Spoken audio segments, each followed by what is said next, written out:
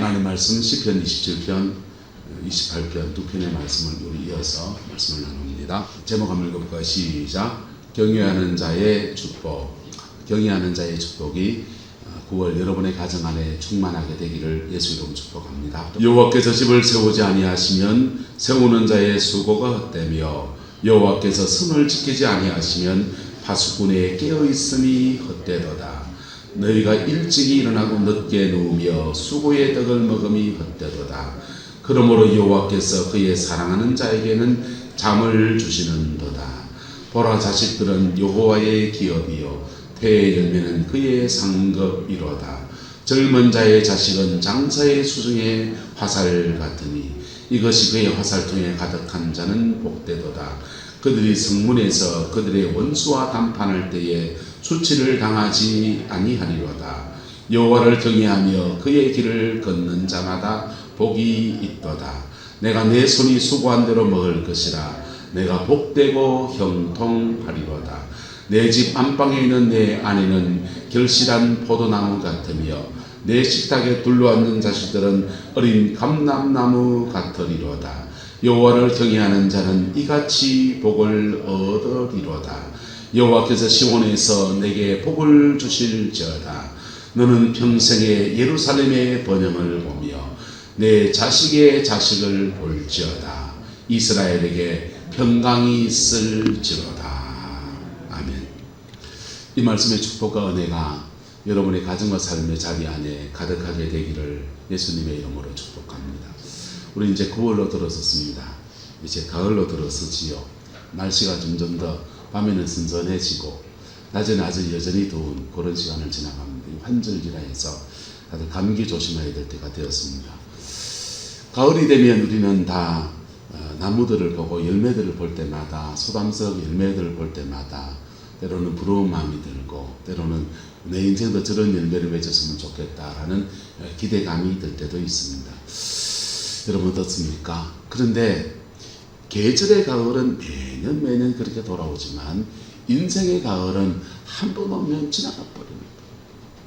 인생에도 봄, 여름, 가을, 겨울이 있습니다. 봄 같은 때가 있습니다. 춘삼월 호시절이라고 그렇게 좋은 때가 있습니다. 똑같이 아름다운 때가 있고 누굴 만나도 가슴이 설레는 그런 때도 있습니다. 그런데 인생에는 여름 같은 풍파와 비바람과 장렬하는 태양을 지나가야 되는 그러한 때도 존재합니다. 그리고는 그 고비를 지난 인생들이 가을에 들어서면은 그 결과물이 나오기 시작합니다. 인생의 가을 때에, 여러분의 인생의 가을 때에 열매들이 주렁주렁 달리는 은혜가 있게 되기를 예수 이름으로 축복합니다. 신앙 안에서 열매는 세 가지로 나타나요. 한번 따라합시다. 내가 열매입니다. 가정의 열매입니다. 사역의 열매입니다. 신앙 안에서 열매라고 할 때는 세 가지 모습으로 나타납니다. 내가 열매다고 하는 말은 교회 안에서 세 가지 종류의 성도들이 존재합니다. 남 따라서 알곡, 가라지, 쭉정이. 알곡과 가라지와 쭉정이입니다. 이 세 가지 모습은 한 장소에서 자라나고 있어요. 근데 가라지는 씨가 자체가 다른 거예요. 사실은 우리가 원래 가라지였습니다. 할렐루야. 우리가 본래부터 믿음의 사람이 아니고 신앙의 사람이 아닌 가라지와 같은 거예요.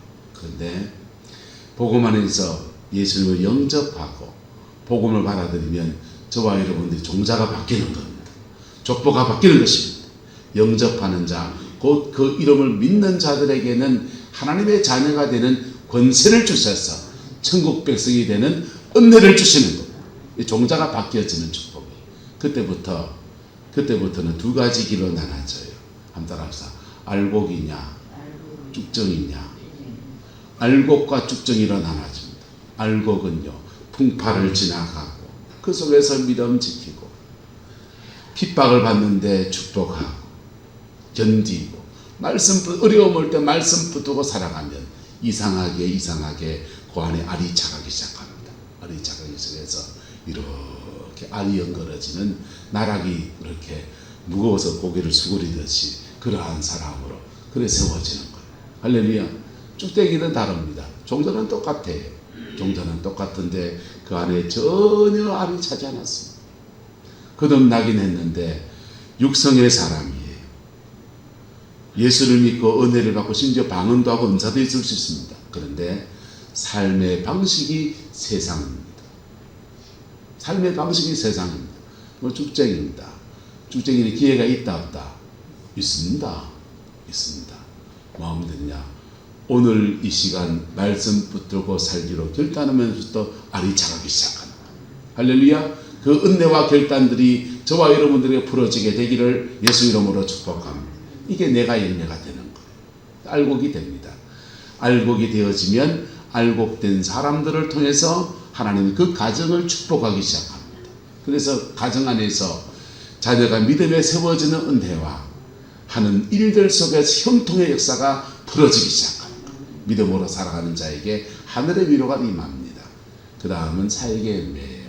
그런 사람들 속에서 주님이 특별한 사명을 주셔서 목사로 세우기도 하고 장로님으로 임직에 세우기도 하고 권사로 세우기도 하고 그런 교회의 직분이 아니어도 나는 하나님이 이걸 사명으로 줬다 해서 기도의 사람이 되기도 하고 이러저러한 일들을 하기도 합니다. 그 일들 속에서도 하나님이 준 열매가 충만하게 되기를 예수님의 이름으로 축복합니다. 그렇게 그 모든 게 뭘로 되느냐? 믿음으로 사는 자는 한 찬양할까요? 믿음으로 사는 자는 하늘 위로 받겠네. 무슨 일을 만나든지 만사형통하리라. 무슨 일을 만나든지 만사형통하리라. 문제는 오늘 믿음으로 사는 것과 그 열매를 맺는 것 사이에 상당한 시간이 있다. 봄에 씨를 심고 가을에 거둘 때까지 상당한 시간을 우리가 보냈지 않습니까?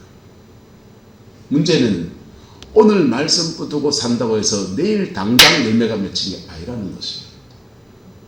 그 알이 채워지는 시간, 변화의 시간, 이런 여정을 지나가는데 많은 사람들이 그 과정을 잘 가지를 못해요.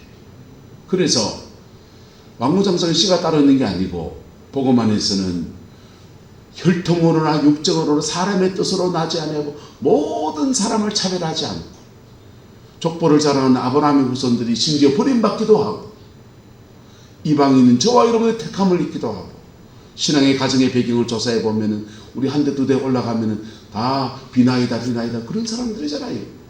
그렇게 씨를 가리지 아니하는데 주님은 차별 없이 모든 사람을 그렇게 부르시는데 우리가 믿음 안에서 말씀을 붙들고 사랑하는 그 인내의 시간을 잘 못 등록한다는 것. 그러다 영적인 어떤 고비가 올 때 그때 주저앉아 버린다는 것입니다. 그때 믿음을 선택하는 저와 여러분 되시기를 예수 이름으로 축복합니다. 그때 그 믿음을 선택한 사람들에게 하나님은 뭐라고 하죠? 경외하는 자의 축복이 부어지는 겁니다. 주를 경외하는 자의 복이 부어지는 것입니다. 이게 심지어 인생 전반전에서 후반전까지 가야 겨우 복이 되기도 해요. 그래서 그 과정 안에서 연단을 받는 걸 보면서 예수 믿는다는 게 찌질이 공상같이 이 소리 듣기도 하고요. 예. 목회한다고 하면서 아이고 우리 아버지가 목회길 건다 아버지 그렇지다. 학교 선생님 하시거든요. 선생님 하셨는데 야야 내 보니까 아버지 주로 가난한 교회 목사님만 받는가 봐요. 보니까 학교에 애들이 옷 입고 오는데 제일 찌질이 공상같이 옷 입고 있는 애들이 목사 애들이다. 니 그거 갈라 그러나? 막 그러시더라고요. 역적을 내시면서. 근데요 그 과정을 지나서 제가 목회를 이렇게 나가고 나중에 열매를 거둘 때가 되면 달라지는 것입니다. 할렐루야. 저와 여러분 안에 그 인내의 여정들을 믿음으로 지나가는 은혜가 있기를 예수 이름으로 축복합니다. 예, 기도도 필요하고 은사도 필요할 수 있어요. 근데 은사 있다고 말씀을 버리면 안 돼요. 경외하는 자가 아니에요. 경외하는 자의 축복을 우리 나누기 원합니다. 이게 127편과 128편은 대꾸거든요. 120편 이렇게 말합니다. 여호와께서 집을 뭐하지 아니하시면 세우지 아니하시면 건물이 아닙니다. 가문을 말해요. 여호와께서 그의 가문을 축복하지 아니하면 그 가문을 세우려고 하는 자의 수고가 뭐하고 헛되고, 여호와께서 성을 지키지 아니하시면 파수꾼에 깨어있는 것이 뭐하다? 헛되다. 여러분, 사울왕은 끝까지 자기 가문을 세우려고 했습니다. 그리고 이스라엘의 왕권을 사울이 속한 지파가 이게 베냐민 지파거든요. 베냐민 지파는 이스라엘 지파가운데 가장 작은 지파예요. 그 사사기 때 남자들이 다 멸절당하는 고통을 겪었습니다.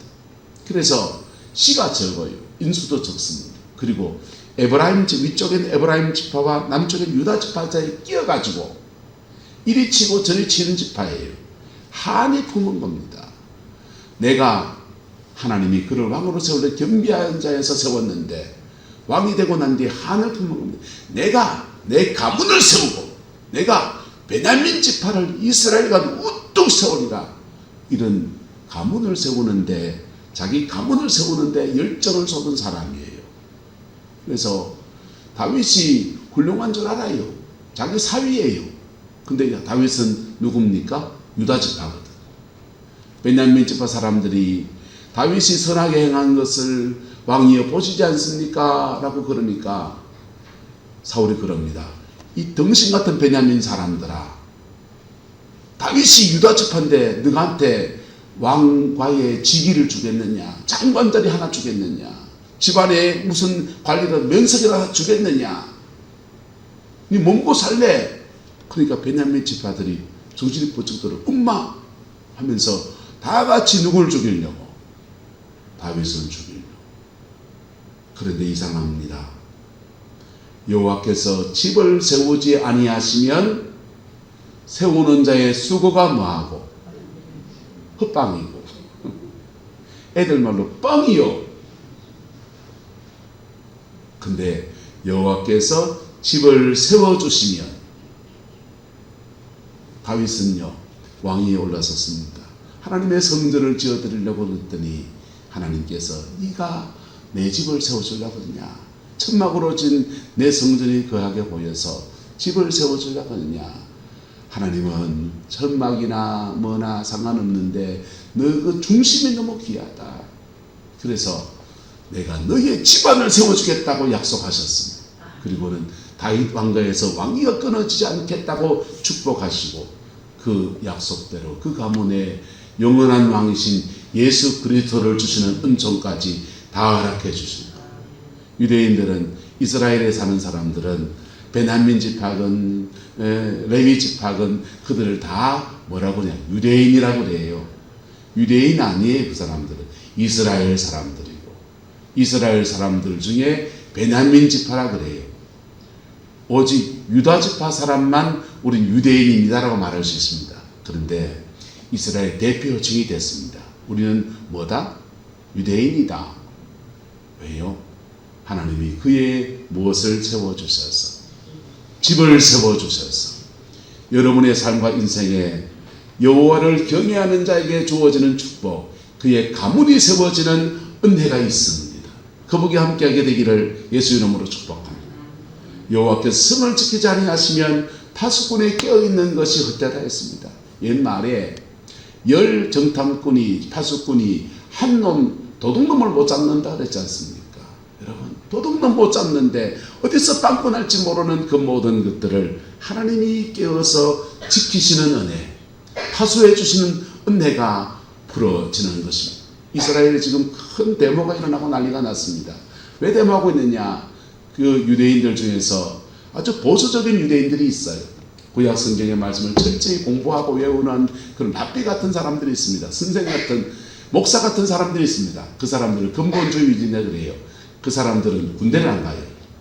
국방의 의무를 안 집니다. 근데 국방의 의무를 안 지는 것이 헌법에 명문이 된 건 아니에요. 암묵적으로 군대를 안 갔어요. 군대는 누가 가느냐? 다른 사람들이.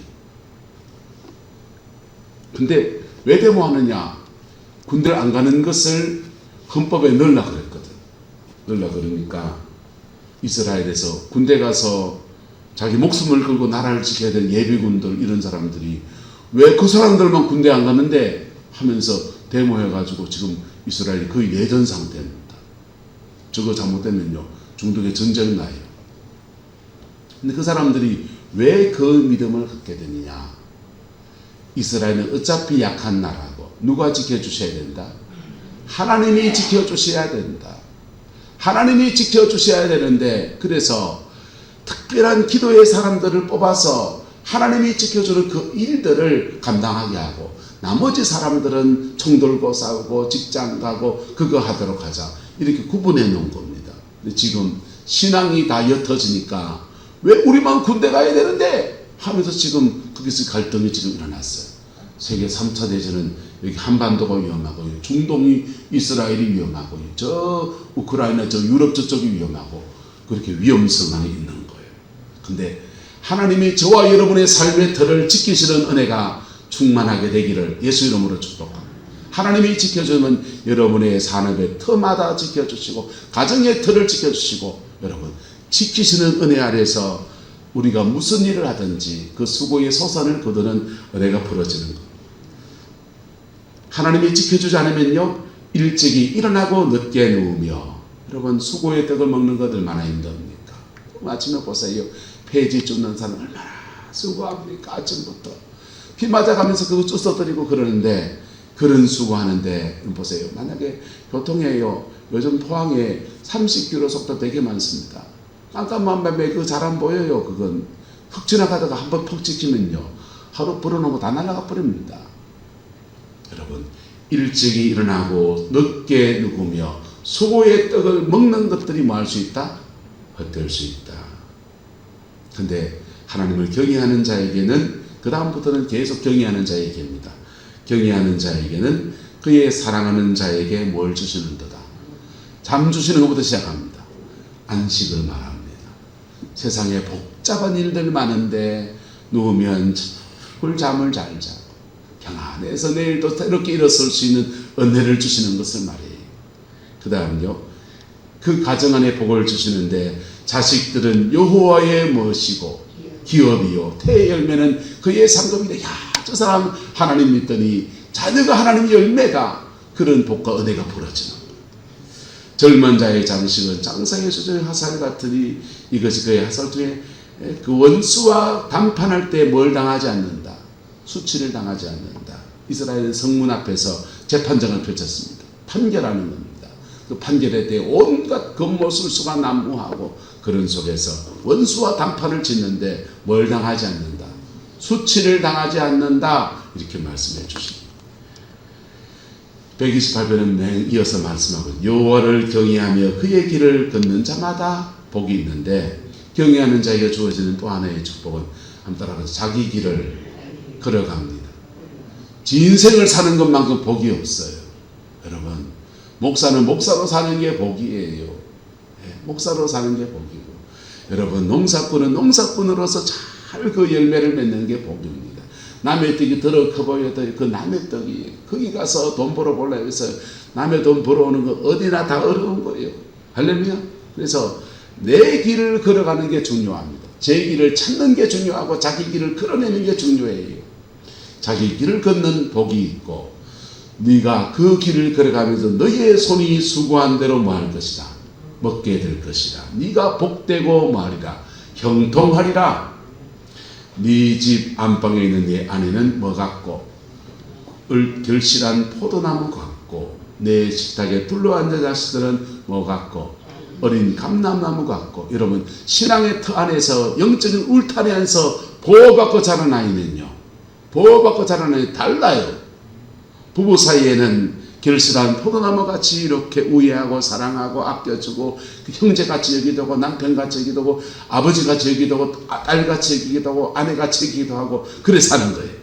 근데 그 속에 자란 자녀들은 보고 보는 것이 아버지 엄마 그래 사는 거 봅니다. 그럴 때 어린 감람나무와 같은 복이 많은 것. 여러분 사랑받고 자란 사람은 달라요. 세상 속에 여러분 인생 살아보잖아요. 문제 있기는 사람들은 다 엮이는 가정들이에요. 엮이는 가정 출신들이에요. 이해가 돼요. 아버지 어머니 구박받고 이런저런 일 속에서 엮이는 가정 출신들 세상에 다 어려워요. 근데 하나님이 엮이는 가정의 사람들이라도 복음을 만나면, 그리고 마누라를 잘 만나든지 남편을 잘 만나면 자신의 그 상처와 쓰라림과 아픔을 치유받는 은혜를 주시고 예수 안에서 복된 가정을 이루어가는 은총 주시는 겁니다. 여호와를 경외하는 자는 이같이 복을 얻으리로다. 여호와께서 어디에서 복을 주십니까? 시온에서 복을. 왜? 시온은 예배의 자리입니다. 여러분, 예배의 자리는 너무 중요한 겁니다. 기도의 자리는 너무 중요한 것입니다. 거기에서 하나님은 복을 베풀어 주시고 너는 평생에 예루살렘의 번영을 보며 내 자식의 장수의 복입니다. 이스라엘에게 평강이 있을지로다. 결론만 말합니다. 결론을 갑니다. 하나님을 경외하는 자에게 주는 축복이에요. 근데 경외하는 것은 말씀을 붙들고 살아가는 과정이 필요합니다. 이상합니다. 죄 지어도 하나님이 과정을 줍니다. 죄 지으면 그 과정 안에서 왜 과정을 주시느냐? 그 시간에 뭐 하라고? 회개할 시간을 주십니다. 근데 회개하지 아니하고 한 텀을 지나면, 두 텀을 지나면 이상하게 인생은 심은 대로 거두는 거예요. 의로 심어서 복으로 거는 은혜가 있기를 예수님의 이름으로 축복합니다. 우리에게는 피 묻은 십자가의 복음이 있는데, 복음의 위대한 점은 우리가 잘못 심은 모든 것들을 다 뽑아내는 은혜를 주셨어요. 내가 하나님을 경외하지 못했던 모든 것 십자가 앞에 서면 다 뽑아냅니다. 다 뽑아내고 우리의 저주는 주님께 넘어가고 예수님이 받을 축복이 우리에게 오고 사망 권세는 예수님께 넘어가고 예수님의 그 생명의 풍성함이 우리에게 오고 신유의 은혜가 오고 영생 얻는 은혜가 오고, 여러분, 꼭 알먹기의 은혜가 그렇게 풀어지는 거예요. 복음 안에서 오늘 여호와를 경외하는 축복이 여러분의 남은 인생에 충만하게 되시기를 예수님의 이름으로 축복합니다. 이 가을 맞이하는 이 9월에 여러분의 인생의 가을을 깊이 묵상하는 은혜 있기를 주의 이름으로 축원합니다. 기도하겠습니다. 좋으신 아버지 하나님, 여호와를 경외하는 자의 축복이 우리의 남은 인생과 우리의 가정 안에 풍성하게 역사해 주시옵소서.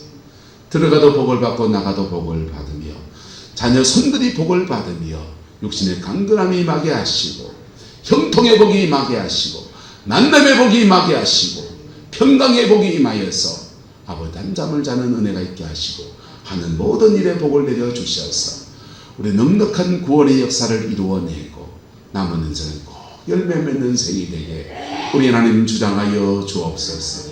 여호와께서 한없는 은혜와 사랑으로 함께해 주시기 원합니다. 예수님의 이름으로 축복하며 기도드리옵나이다.